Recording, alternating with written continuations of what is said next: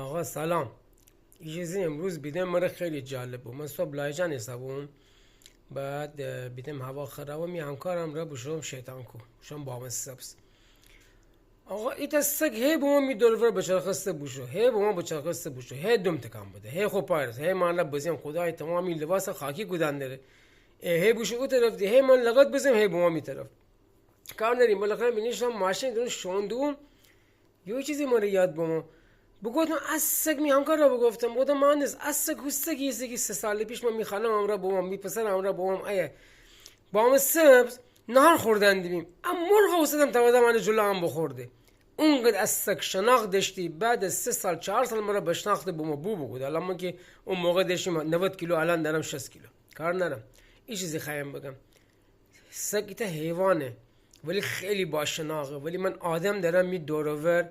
که می جان آنره بنام ولی کوری پیچاتر از هرچی پیچا بود خیلی انا دوست داشتیم ولی کوری پیچاتر از هرچی پیچا بود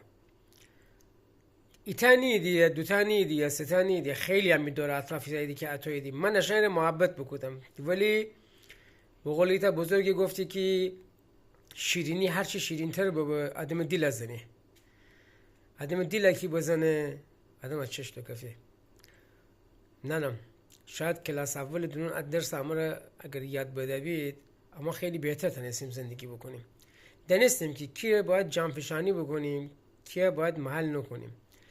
ایتا رفیقی ما داشتیم ان تولد کی بوستی هر کی ان تبریک فدا بیان اون جواب دی ولی کسی دیگه تولد اگه بوستی اگر اون ان تبریک فدا بیان اون جواب دی در غیر از انگار نه انگار ما گفتیم چه آدم بی خودی سری چه آدم مزخرفی است بعد اینم نه راست که واقعا کار درستی بکنه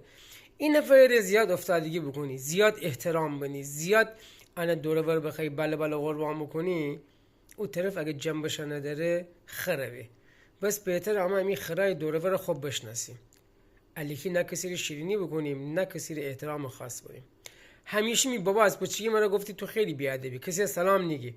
من سلام نگفتیم تا بزرگا باشم میدم نه با خیلی تحت فشارم هر کی فرستم ده موضوع واسم سلام بگم